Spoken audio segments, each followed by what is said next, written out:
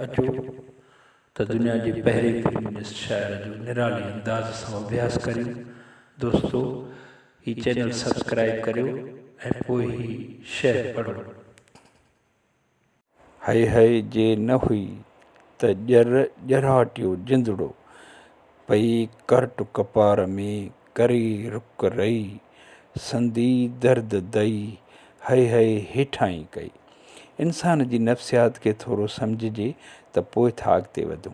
अवां कंहिंखे धकु लॻंदे उन ते हाय हाय होय होय वॾे आवाज़ में रड़ियूं कंदे ॿुधो ऐं ॾिठो हूंदो। थी सघे थो उन जे ज़हन में उन्हनि रड़ियुनि कूकुनि जो मतिलबु इहो हुजे त को वसु कजे, कंहिं वाहुर लाइ को सॾु वाको कजे। भला हिकु अकेलो माण्हू ईअं छो थो करे जिते हुनखे कंहिं बि वाहुर जी का उमेद ई कोन्हे। मूंखे ॻाल्हि करणु न पई अचे। शायदि लॻे थो ॻाल्हि खे हीअं सम्झणु घुरिजे। को माण्हू कंहिंजे ज़ख़्म जो इलाजु करे रहियो आहे। इहो माण्हू रड़ियूं छो पियो करे? छा रड़ियुनि होय होय जी आवाज़नि में हू कंहिंखे सॾे थो?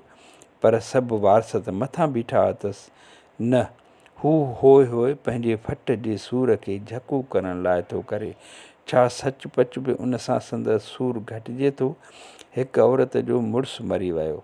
उन औरत खे एतिरो सदमो पहुतो जो उन खां रोइणु विसरी वियो। पाड़े वारनि औरतुनि चयो, हुन खे रोआरियो न त हीअ चरी थी वेंदी। नफ़्सियात जा माहिर चवनि था त जेकॾहिं रोइणु न हुजे त इंसानु हूंद चरियो थी पवे। अचो हिकु तमामु वॾे माहिर नफ़्सियात लतीफ़ साईं जे चयल मथीं शहर खे सम्झूं। मुंहिंजी हाय हाय जे आवाज़ में मुंहिंजे अंदरि जेको पिरीअ जे विछोड़े जी बाहि हुई उहा झकी थी वई। जेकॾहिं होय होय जा आवाज़ न हुजनि हा त पिरीअ जे विछोड़े जी बाहि जी ॼर मुंहिंजो जिंदड़ो ॼराटे छॾे हा। ईअं सम्झो त कपार में हिकु करट वहे पियो। उहो रुख जंहिंमां करट ठहियलु आहे मुंहिंजे जिस्म खे एतिरनि हिसनि में विरहाए छॾींदड़ु आहे जो हिकु ज़रो हवा में उॾामंदे नज़र न अचे। रई यानी मिटी सनी दज़ी बणाईंदड़ु आहे।